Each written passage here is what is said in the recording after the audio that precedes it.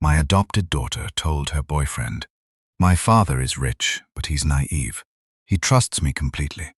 Getting money from him is easy." She said it in my library, 20 feet from where I was standing. June believed I had gone upstairs to take my medication. Her boyfriend, Reid Morrow, believed the heavy oak door between the library and hallway was closed. It was not. The door had remained slightly open because one of its brass hinges had shifted during the winter. I had been meaning to repair it for 3 weeks. At 69, I had discovered that small delays occasionally reveal larger truths. Reid lowered his voice. "You said he refused the first investment. He refused because you asked for too much at once. I asked for what the company needs. You asked for $600,000 before he knew you, and now he thinks I'm worried about you. You are worried about me. I'm worried you'll ruin this by being impatient." I remained in the hallway. In my right hand was a glass of water. In my left was the small wooden box containing my evening tablets. June continued. "He paid my rent when I lost my job. He covered the car. He gave me access to the emergency account. He made me his daughter because he wants to believe I love him." Reid laughed quietly. "You do love him." "That isn't the point." "Then what is?" "The point is he feels guilty. People who feel guilty are generous." That was when I understood she had mistaken two different things. I did trust June.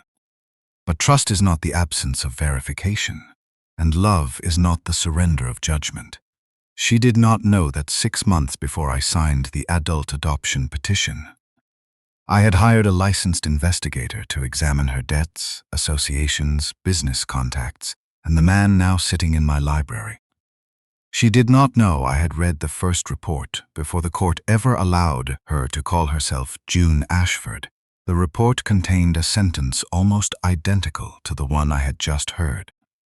Subject described prospective adoptive father as wealthy, emotionally dependent, and likely to provide funds if approached gradually. The investigator had written that after observing June and Reid at a hotel cafe. They had been seated in a public lounge. They believed no one nearby knew who I was. They had been wrong. I stepped away from the door without entering. There are confrontations that reveal the truth. There are others that only teach people which truth to hide next time. I was not ready to let June know which kind this would become. 6 years earlier, she had been June Halley, 21 years old, thin, defensive, and 3 weeks away from losing her place in a transitional housing program. I met her through the Ashford Technical Fellowship, a small apprenticeship initiative my wife, Eleanor, and I funded for young adults leaving foster care.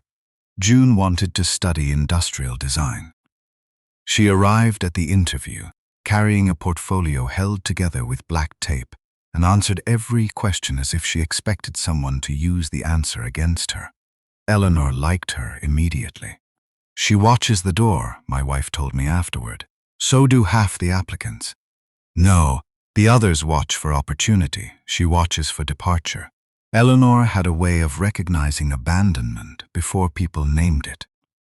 We offered June a fellowship, then an internship at Ashford Medical Systems, the company I had founded 32 years earlier. She was talented, not miraculously talented.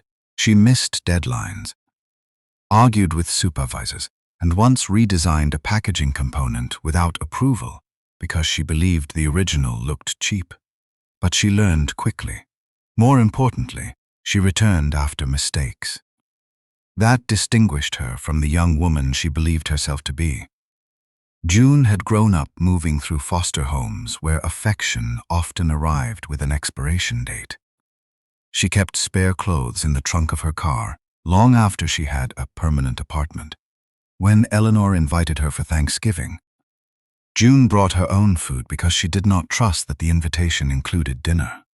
Over time, she became part of our life, not by ceremony, by repetition. Sunday coffee, calls when her car failed, arguments about work, Eleanor teaching her to cook a chicken without setting off the smoke alarm, June sitting beside my wife during chemotherapy, and pretending not to notice when Eleanor became too tired to finish a sentence. After Eleanor died, June was the person who stayed in the house when everyone else decided grief needed privacy. She slept on the sofa for 9 nights. She labeled food in the refrigerator. She answered the door. She placed Eleanor's reading glasses inside the blue case my wife always forgot to use. I loved her before I considered adoption. That is the difficult part of this story. It would be easier if June had entered my life with a false name and a perfect plan. She did not. She was real, so was the affection. So was the betrayal that grew beside it. 3 years after Eleanor's death, June asked whether I had ever considered adopting her legally. We were sitting in the greenhouse. Eleanor had kept herbs there, though after her death I mostly succeeded in growing expensive pots of dirt. June said, "I know I'm an adult. I know it sounds ridiculous. It does not. I'm not asking because of money." I remember that sentence now. At the time, I believed she was embarrassed by the implication. "I want one document in my life that says somebody chose to keep me," she said. That was the reason I said yes, not immediately. I told her adoption changed legal relationships and should be considered carefully. June cried, then laughed at herself for crying. For 2 months, nothing concerned me. Then Reid appeared. He was 33, 9 years older than June, and described himself as the founder of a sustainable property technology company called Morrow Habitat. The company purchased distressed buildings, installed energy systems, and converted them into small residential units. At least, that was the version he presented at dinner. He spoke beautifully about housing. He knew the language of social purpose, patient capital, and community renewal. He also asked too many questions about my company sale. I had sold most of Ashford Medical Systems 4 years earlier. The transaction was public, though the details of my remaining assets were not. Reid wanted to know whether I still held voting shares, whether my family office invested directly, whether the adoption would change June's inheritance. He disguised each question as concern for her security. June seemed embarrassed. "Reid, what? I want to know no one can take advantage of you." The irony would have been impressive if it had not been so ordinary. A week later, June asked me for $50,000. Not for Reid. For herself. She said she wanted to invest in a small design studio with 2 former colleagues. I requested a business plan. She became defensive. "You paid more than that for the greenhouse." "The greenhouse has disappointed me, honestly. I knew you'd make this humiliating." Requiring a plan is not humiliation. If I were your biological daughter, would you ask this many questions? Yes. She did not believe me. 2 days later, she apologized, then withdrew the request. That should have reassured me.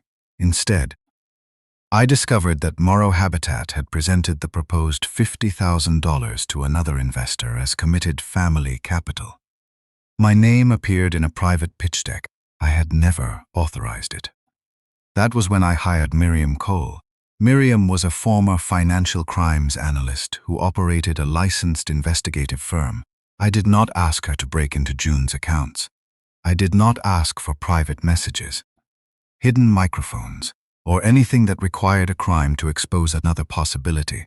I asked her to verify Reid's company, litigation history, debts, public representations, and whether my name was being used to attract money. I also asked her to determine whether June was knowingly involved. That last question kept me awake. Miriam worked for 6 months. She examined corporate filings, property records, court cases, investor materials, and public meetings. She interviewed former business partners who agreed to speak. She observed June and Reid only in public places where their dealings with investors occurred. The first report confirmed that Morrow Habitat was not what Reid claimed. It controlled no completed buildings. 2 acquisitions had failed. A former partner was suing over diverted investor funds. The company owed contractors nearly $300,000. Reid had begun telling people that his girlfriend was about to become the legal daughter of a wealthy retired founder. June knew some of it, not all. At first, she corrected him. One witness remembered her saying, "The adoption is personal. Harlan's money has nothing to do with us." That sentence mattered to me. Then the reports changed. June began attending investor dinners. She allowed Reid to describe me as a future backer. She told one lender I trusted her judgment. At the hotel cafe, Miriam's investigator heard June say, "He feels responsible for me. Once the adoption is final, I can ask in a way he won't refuse." Miriam placed that line in the report without interpretation. When I read it, I closed the file and sat alone for nearly an hour. Then I proceeded with the adoption. Miriam told me I was making a mistake. My attorney told me adult adoption did not require me to grant June financial authority or change my estate plan. I knew that I adopted her because I had promised something before I discovered what she was planning. Not money, family. I would not use belonging as bait. I would not tell a woman who had spent her childhood being returned that she could only remain my daughter if she passed a secret test she did not know she was taking. But neither would I hand her the keys to everything Eleanor and I had built. Before the adoption became final, I changed my estate plan. June would receive support through an independently managed trust. She would never control the principal. She would not serve as trustee, executor, financial agent, or director of my foundation. Any substantial business request would require independent review. My home and remaining company interests were protected by separate governance arrangements. The adoption gave June my name. It did not give her my signature. She never asked about the distinction. That should have warned her. 6 months later, standing outside my library, I heard her tell Reid that getting money from me was easy. He asked, "How much can you get?" June answered, "Start with 200,000. Once he says yes, we go back for the rest." "How much is the rest?" She lowered her voice. I still heard her. "Everything he thinks I'll inherit anyway." I looked down at the wooden medicine box in my hand. Inside the lid, Eleanor had written a sentence years earlier when I kept forgetting my evening tablets. "Trust people with your heart. Trust numbers with paper." My wife had believed in June, so had I. Belief was not the mistake. The mistake would have been allowing belief to erase what I already knew. I returned upstairs without entering the library. On my desk was Miriam Cole's final report. Beneath it was a document June had asked me to sign the following morning. She had called it authorization for a temporary business investment. It was not. The document would have pledged $200,000 immediately and committed another $800,000 if Morrow Habitat met milestones defined by Reid himself. June believed the first request would open the door. She did not know I had been standing on the other side of that door for 6 months. The morning after I heard June in the library, she brought me coffee, not the kind I usually drank, something expensive from a cafe downtown, with foam arranged into a leaf on top. She placed it beside my breakfast plate and kissed my cheek. "You look tired." I slept poorly. "Your blood pressure?" "No." She sat across from me. For several seconds she said nothing. June had always understood the value of allowing another person to fill silence. That morning, I let her discover it did not always work. Finally, she opened the leather folder she had carried from the library. "I need to ask you something. You asked yesterday." Her hand stopped on the clasp. "What?" "About Morrow Habitat." A small calculation moved behind her eyes. Then she smiled. "I mentioned Reid's company before, but this is different. He has a real opportunity now." She turned the folder toward me. The first document was labeled Ashford, Family Strategic Investment, Version. My surname appeared more often than Reid's company name.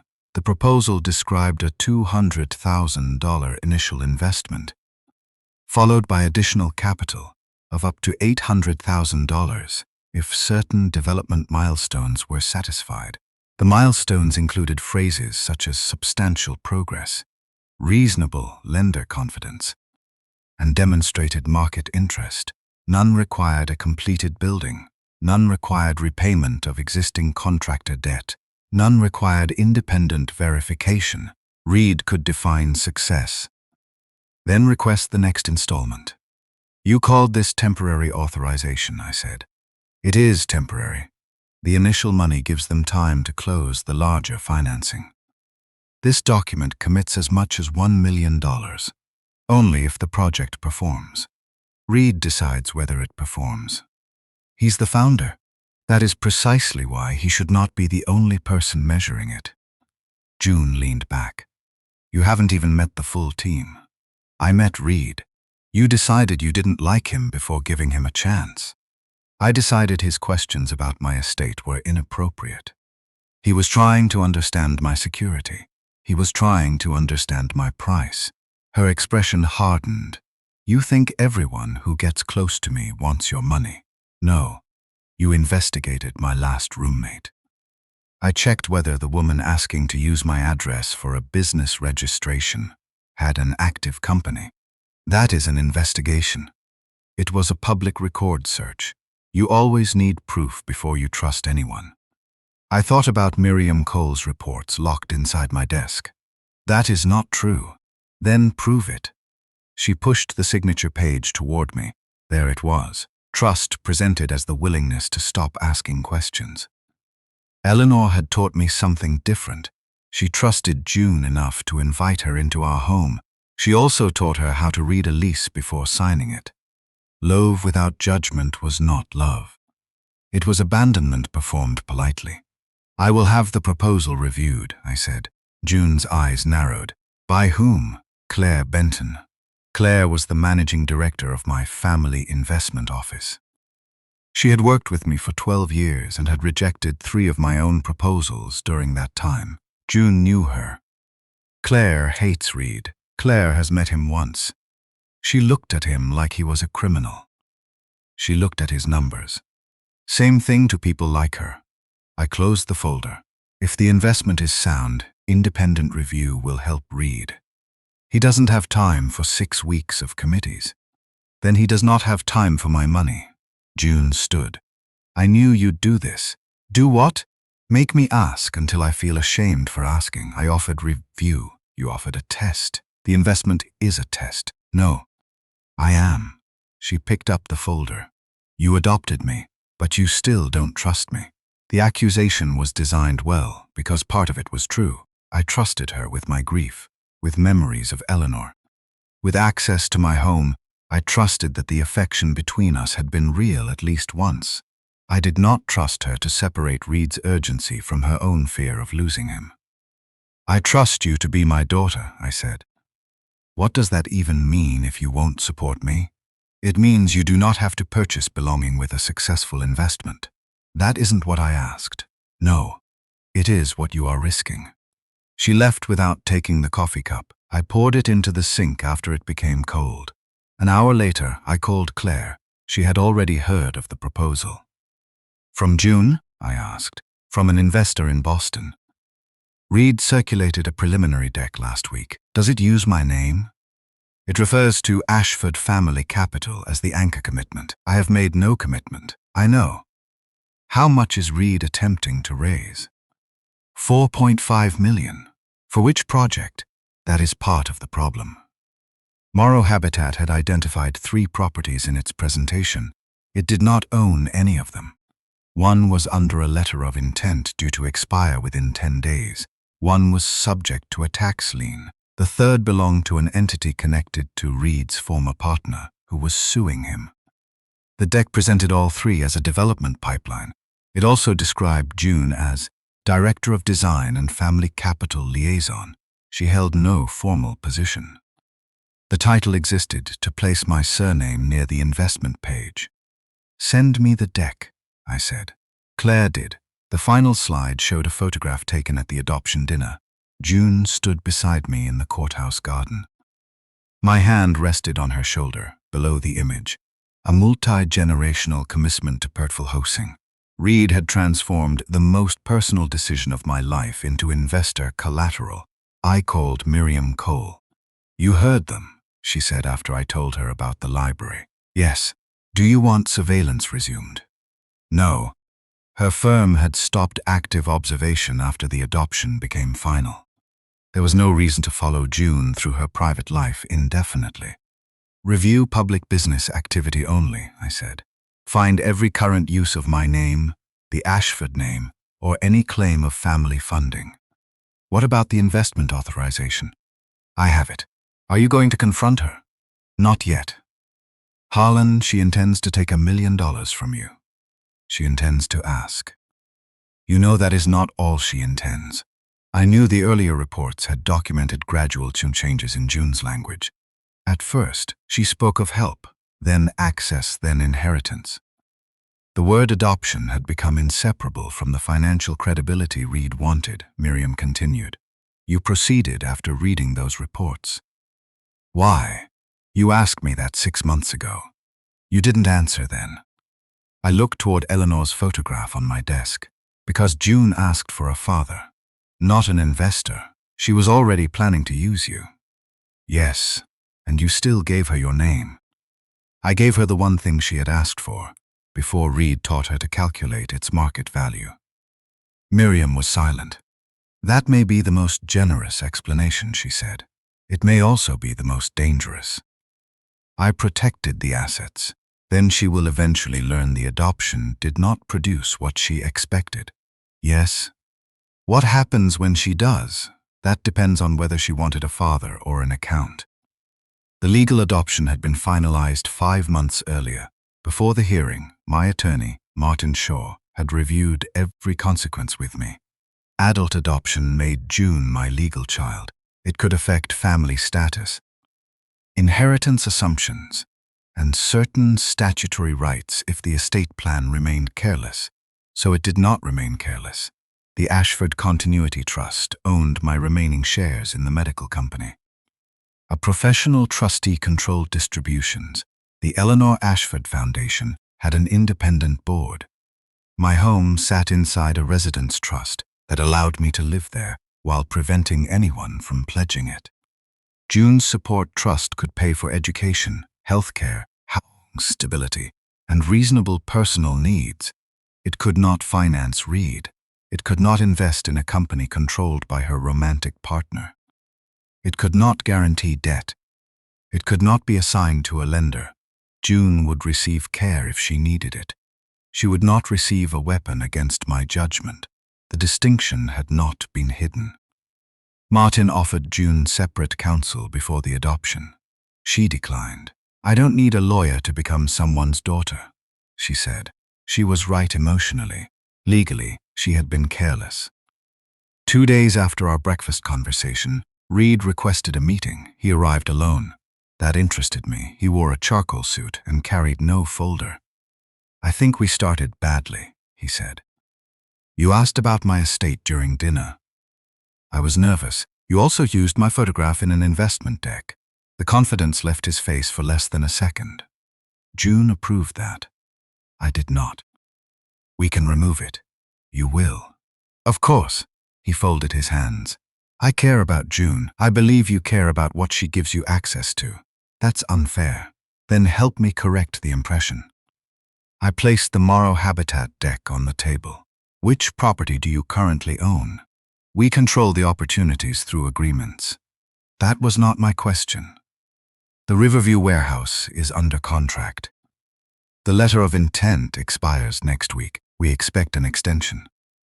The Mason Street building has a tax lien, which the purchase price reflects. The third property belongs to the former partner suing you. That dispute is commercial. You owe contractors $287,000. He stared at me. That information isn't public. 2 judgments are. The remaining claims were disclosed to potential investors. Who have you been speaking to? I am asking the questions. Reid stood. You had me investigated. I did not answer. His silence confirmed that the possibility frightened him more than the financial facts. He sat again. How long? Long enough to know this proposal is not ready. Did you investigate June too? I verified whether my name was being used. That isn't what I asked. I understood the discomfort. A private investigator sounds like betrayal when love is involved. Sometimes it is. I had drawn limits. No illegal access. No private bedrooms. No hidden listening devices.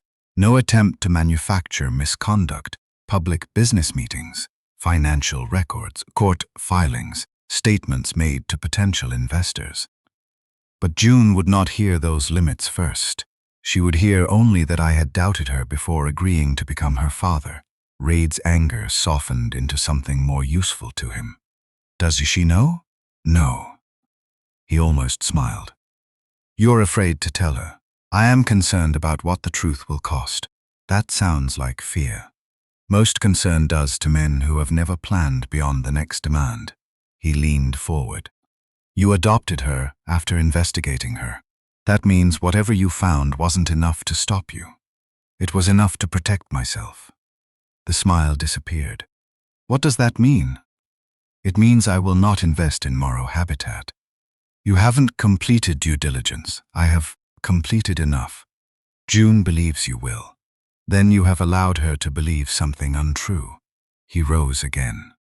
This will destroy her. No, it will disappoint her. You don't understand abandonment. The sentence angered me because he used a wound he had not survived. I understand that you have turned her fear of being left into pressure to prove loyalty. You think she's weak? No. I think you know exactly where she is vulnerable. He left without saying goodbye. That evening, June called, not from her apartment, from Reid's office. Her voice shook. You had him investigated? Yes. How long? 6 months before the adoption was finalized. The silence on the line felt endless. You investigated me too. I investigated claims involving my name and assets. Did someone follow me? In public business settings. You watched me for 6 months and still stood in court pretending you trusted me. I did trust part of you. Part of me? I believed you wanted a family. I did. I believe that too. You don't get to say that after hiring someone to follow me. You are right to be angry. That answer disrupted her. She had prepared for denial, not agreement. Why did you adopt me? She asked. Because the adoption was not a payment for good behavior. What does that mean? It means I would not promise you permanence, discover something painful, and then use belonging as leverage. You knew I talked to Reid about your money. Yes.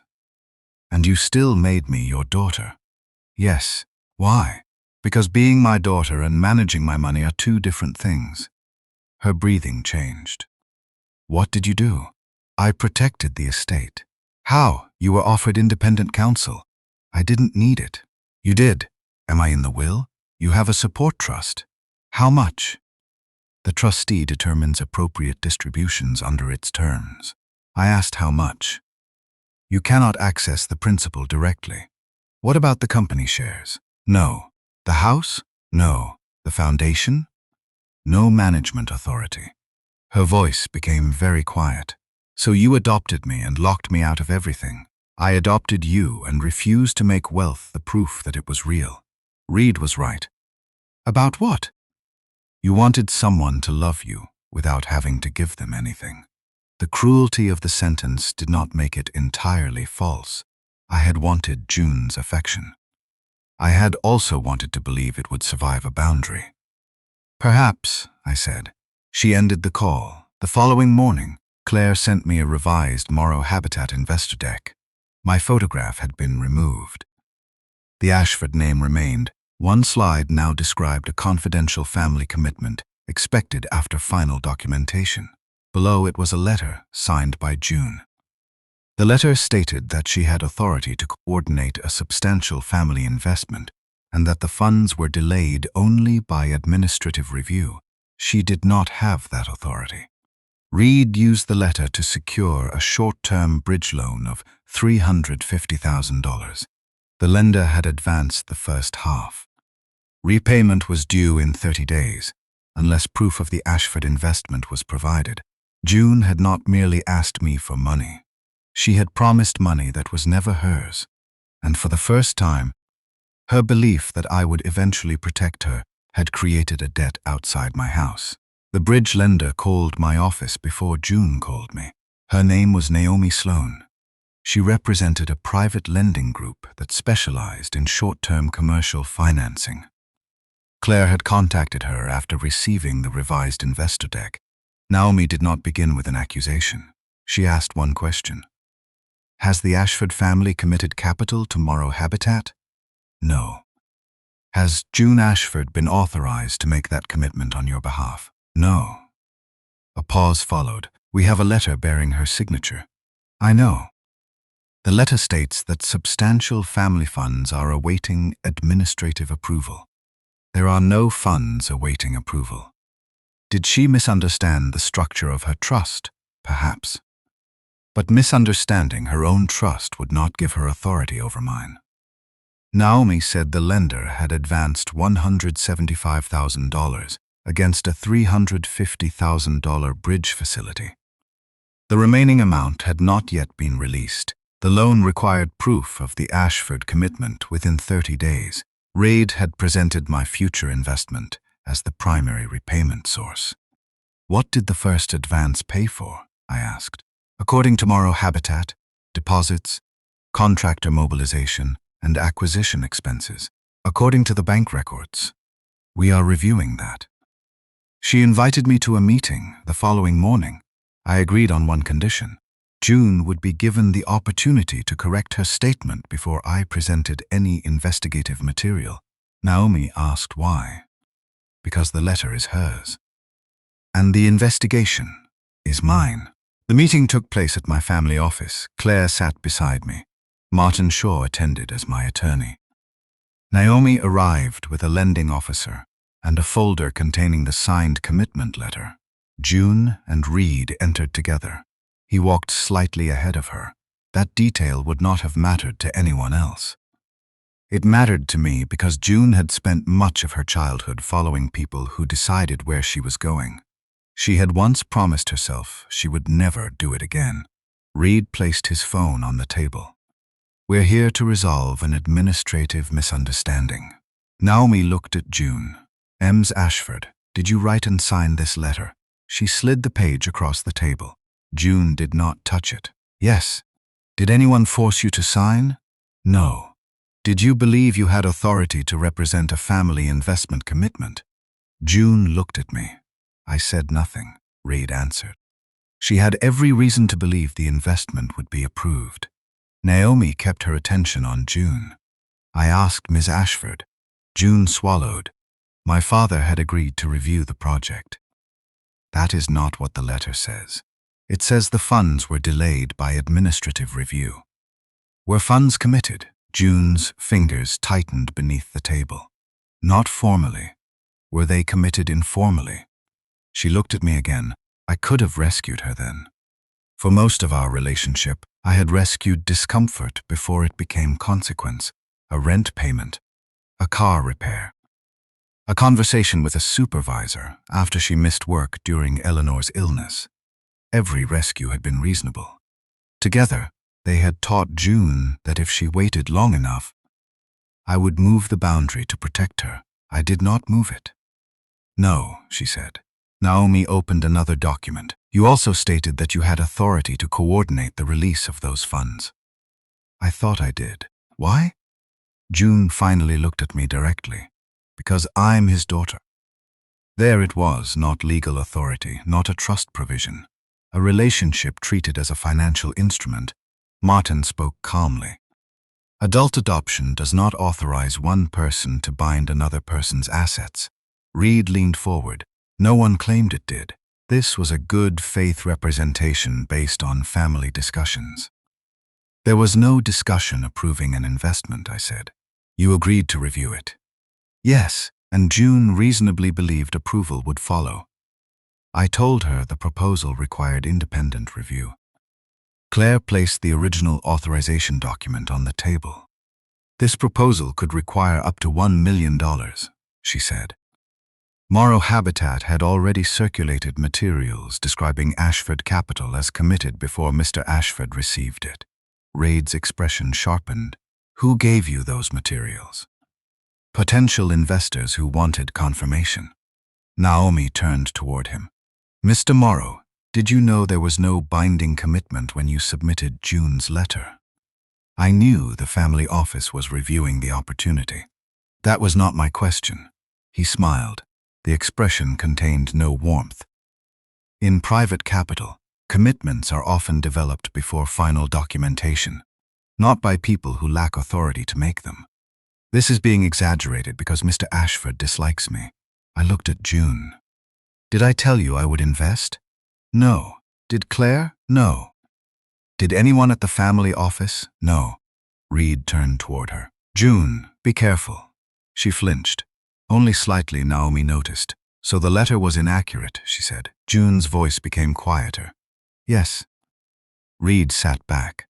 You wrote it. She looked at him. You dictated most of it. I helped with professional language. You told me the first advance would close the warehouse. It still can. You said my father would sign once the lender had already moved money. I said momentum would help. No. You said he wouldn't let me face fraud allegations. The room changed. Reid glanced toward Naomi. That is not what I said. June reached for her phone. I have the message. He placed his hand over hers. Do not make this worse. I watched her look down at his hand, then she pulled her phone away. It was the first independent movement she had made since entering the room. She opened a message thread and passed the phone to Naomi. Naomi read silently. Then she handed it to her lending officer. The message from Reid was brief. Once the first funds move, Harlan has to back us. He won't let his newly adopted daughter look like she misrepresented family money. June stared at the table. You knew. Reid did not answer. You knew the letter wasn't enough. It was enough to get the bridge opened. You used my signature. You signed it. You told me Dad would cover it. You told me he trusted you completely. The sentence struck her as if he had shouted. It was her own language returned without affection. Naomi closed the folder. The remaining advance is suspended. We will conduct an immediate review of the first disbursement. Reid turned toward her. You cannot freeze a committed facility because of a family argument. This is not a family argument. The stated repayment source does not exist. The project has other value. Then you may document it. He looked toward me. This is what you wanted. No, you let the loan fund so you could humiliate us. I learned of it after the first advance. You had me investigated for 6 months. Yes, June lifted her head. Everyone else became quiet. Reid smiled without humor. There, ask him why. She did not need to. The question was already on her face. I opened the cabinet behind me and removed Miriam Cole's final report. The file was thick. Not because it contained dramatic secrets, because 6 months of ordinary dishonesty produces a great deal of paper. I placed it between June and me. I hired Miriam after Reid used my name in the first investor presentation. How long before the adoption? June asked. 6 months. You followed me while we planned the hearing. In public business settings, no private communications were accessed. That is supposed to make it acceptable. No. Her eyes filled. Did you read everything I said about you? Everything documented in the reports. The cafe? Yes. When I said you felt guilty? Yes. When I said you would give me money after the adoption? Yes. Reid leaned toward her. He adopted you anyway because he wanted leverage.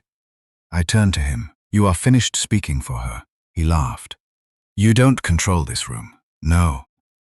But I control whether you continue using my name. Martin placed 3 notices on the table. The first demanded that Morrow Habitat stop representing any Ashford commitment. The second required correction of every investor deck and lender statement containing my name or photograph. The third notified Reid that any future representation of family backing would be treated as knowingly false. These were not threats of arrest.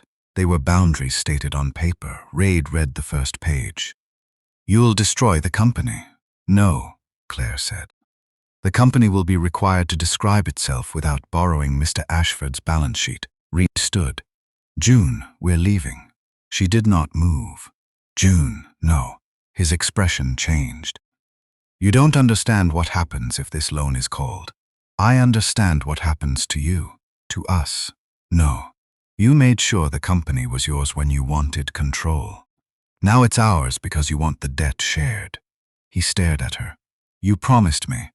I promised money that wasn't mine. And whose fault is that? June looked toward the report. Mine. The answer seemed to disappoint him. Blame would have kept them connected.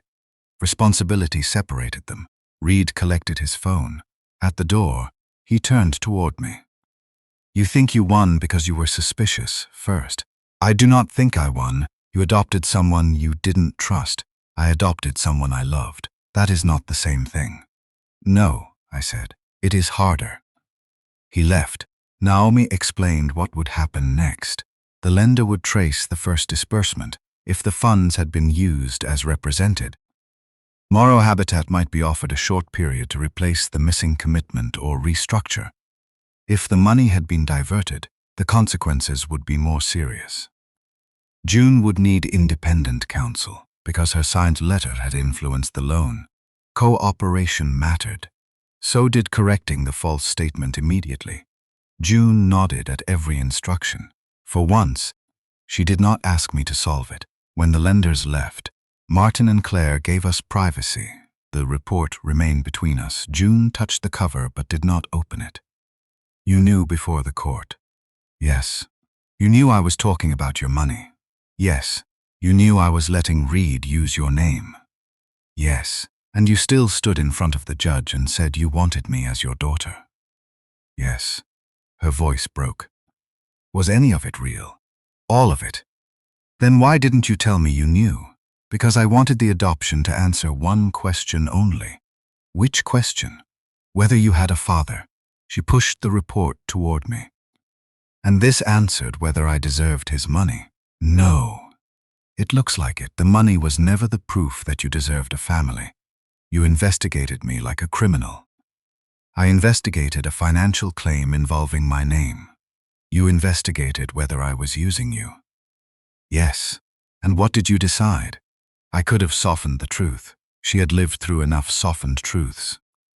I decided you loved me and intended to exploit me. June closed her eyes. You think both can be true. They already are. For several seconds, the only sound came from the ventilation above us. Then she opened the report. The first page contained the photograph from the adoption dinner. Below it were dates, company filings, statements, financial representations, and the hotel cafe observations where she had described me as wealthy, guilty, and easy to persuade. She read the line twice. I sound like him. You sounded afraid of losing him. That doesn't make it better. No. Are you going to undo the adoption? No. She looked up sharply. Why not? Because you lied about money. You did not stop being my daughter. What happens to the trust? It remains under independent management. So nothing changes. Something has changed. What? You now know why it was built that way. Her anger returned. You protected yourself before giving me the chance to prove you wrong. Yes, that isn't trust. No, it was caution. Then what was the adoption? A promise. She began crying. I did not move toward her until she reached for my hand. When she did, I held it. Not because the lender had suspended the loan, not because Reid had left, because consequences do not cancel grief. After several minutes, June asked, "What do I do now?" I looked at the inaccurate letter bearing her signature. You tell the truth without asking whether it will save you. She stared at the page. Then she picked up a pen. June signed the correction in front of me. It stated that she had never possessed authority to commit Ashford family assets, that no investment had been approved, and that her earlier letter contained representations she could not substantiate. She did not blame Reid, not in the correction. That mattered. Whatever pressure he had placed on her, her signature, he described that payment as reimbursement for development services. There was no written contract supporting it. The lender suspended the second advance permanently. Morrow Habitat had 30 days to replace the non-existent Ashford commitment, repay the first disbursement, or accept restructuring under the lender's control. Reid responded through an attorney. His position was predictable. June had represented herself as the daughter of a wealthy retired founder. June had signed the letter. June had assured him her father would support the investment. June had misunderstood the limits of her trust. Reid claimed he had relied on her statements in good faith. The messages on June's phone told a different story. Once the first funds move, Harlan has to back us. He won't let his newly adopted daughter look like she misrepresented family money. That was not reliance.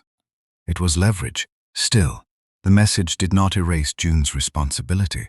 She had known no commitment existed. She had signed anyway. Her independent attorney, Evelyn Ross, explained the situation without comforting language. "You may have civil exposure," she told June. "Possibly more, depending on how the lender characterizes the representation and what prosecutors believe about intent." June sat in my dining room with her hands beneath the table. "Am I going to prison?" Evelyn did not promise what she could not know. "The lender's current priority is recovering funds and correcting the record. Your immediate cooperation helps. So does the evidence showing Mr. Morrow pressured you and expected your father to cover the loan after disbursement." "But I signed." "Yes." June looked toward me. "I did not look away," Evelyn continued. "You should prepare for a repayment demand, legal fees, testimony, and the possibility that the lender refers the matter for further review." "How much could I owe?" "That depends on settlement, allocation of responsibility, and the amount recovered from Morrow Habitat's assets." June's savings totaled approximately $43,000. She had a modest retirement account and the support trust established before the adoption. The trust could pay for legal representation because its terms allowed reasonable personal protection. It could not repay Morrow Habitat's commercial debt.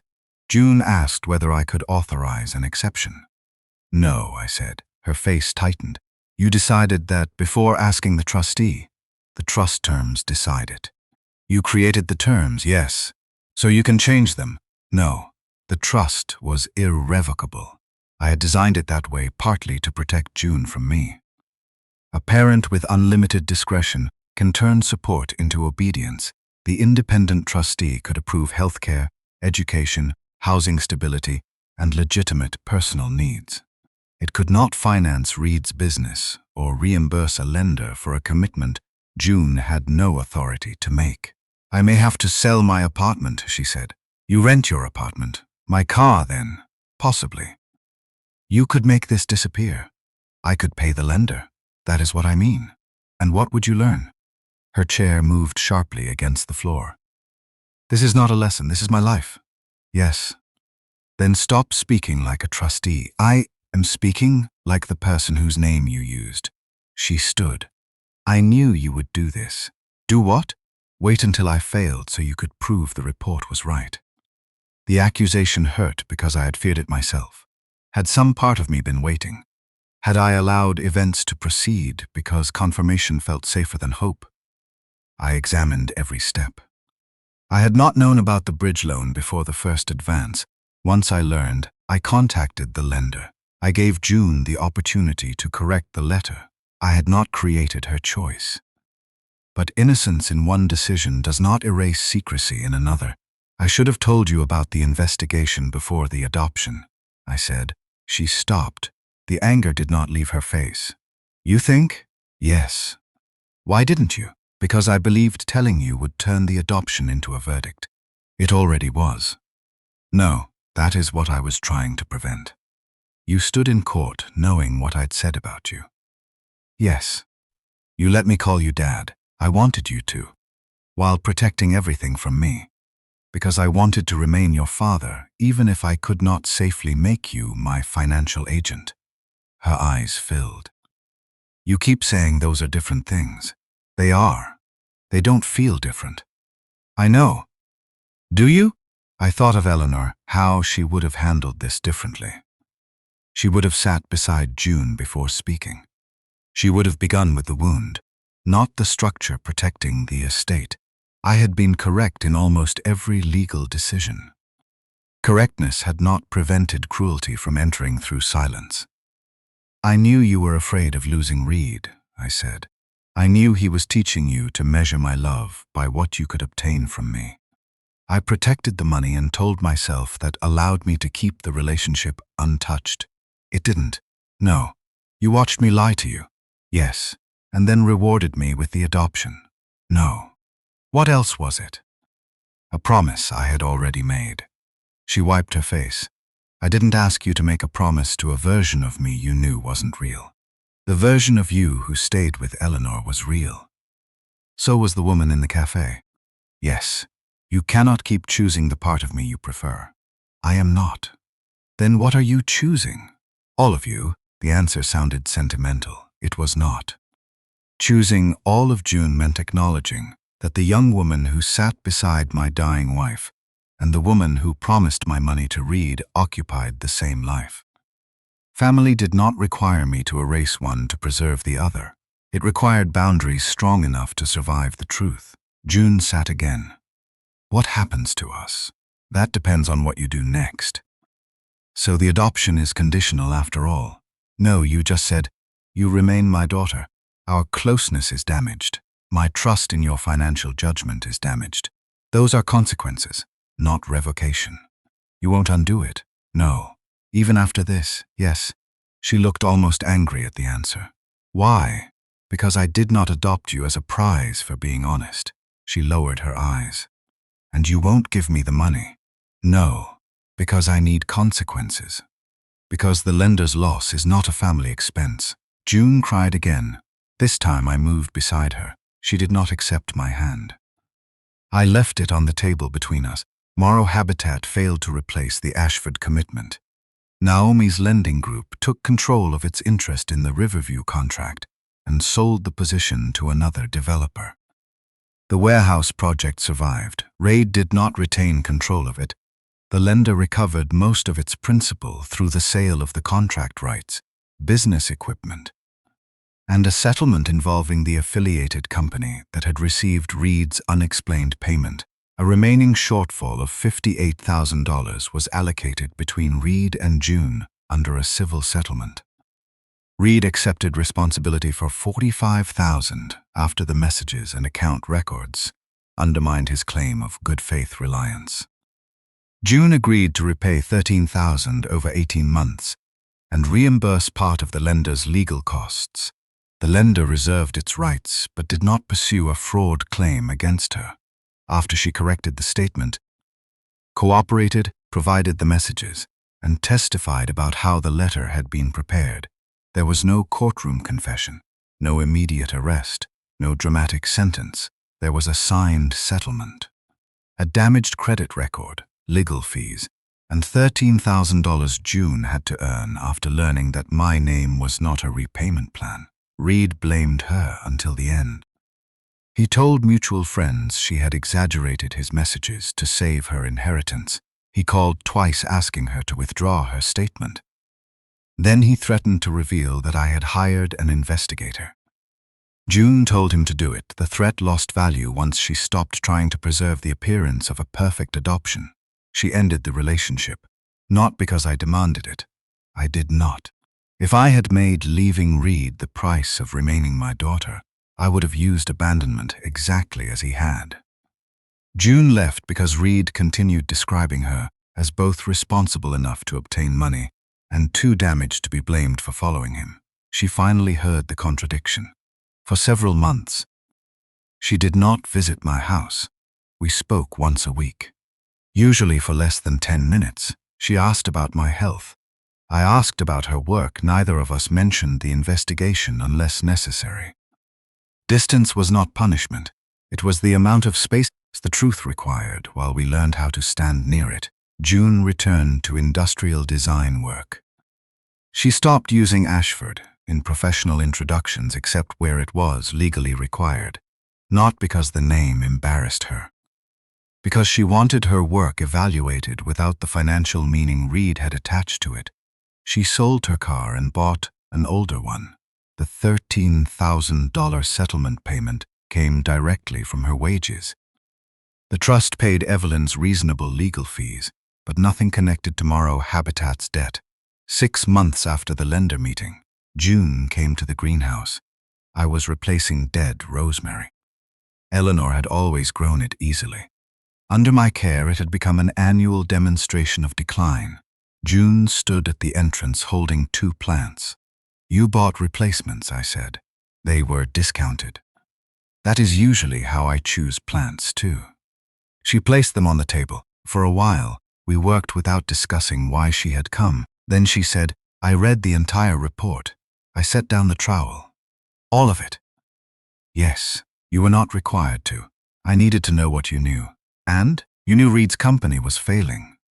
"Yes. You knew he was using the adoption." "Yes. You knew I was helping." "Yes." She touched one of the rosemary leaves. "You also knew I defended you at first." "Yes. The report said I told him your money had nothing to do with the adoption." "I remember." "Why didn't you put that part first when you confronted me?" "I did not confront you with the report." "That is worse." She was right. I had preserved the positive evidence privately while allowing her to imagine I had seen only manipulation. "I was protecting the adoption from the investigation," I said. "You keep saying that like they could be separated. They could legally, not emotionally." "No." She looked toward the glass roof. "Eleanor would have told me." "Probably. She would have been furious." "Yes, with both of us." "Yes," that made June smile faintly. Then she became serious again. "Do you regret adopting me?"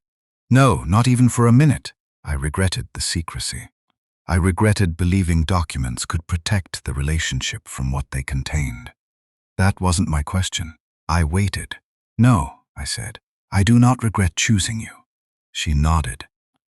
"What do I have to do to earn access to the trust?" "Nothing." Her face changed. "So I never will." "That is not what I said. The trust is independent." "Yes, then what can I earn?" "Trust between us." "How?" "By telling the truth before you know whether it benefits you." She looked at me. "And the money is not the score." For the first time, I think she understood that I was not withholding a final test. There was no secret milestone after which I would hand her the company shares.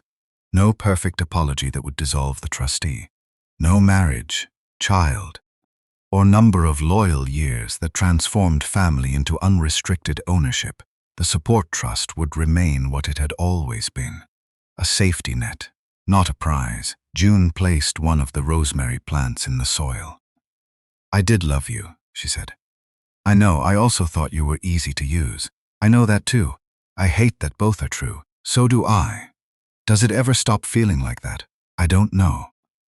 It was not the answer fathers are expected to provide. It was the honest one.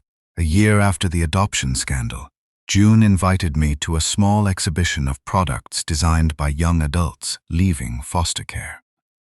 She had volunteered to mentor 3 students through the same fellowship where Eleanor and I first met her. No Ashford Foundation banner appeared at the event. June had not asked for one. One student displayed a modular storage system for people moving between temporary homes.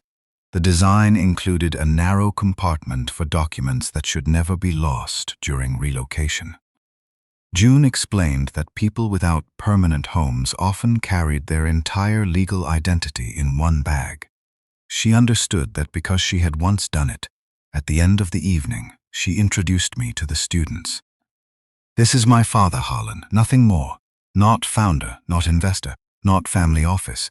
Father, the word had no financial footnote. On the drive home, I thought about the 6 months of reports Miriam Cole had placed on my desk. They had protected my assets. They had not made me wise. Wisdom would have required more than knowing what June planned. It would have required trusting her with the knowledge that I knew and allowing her to choose what happened next before we stood in court.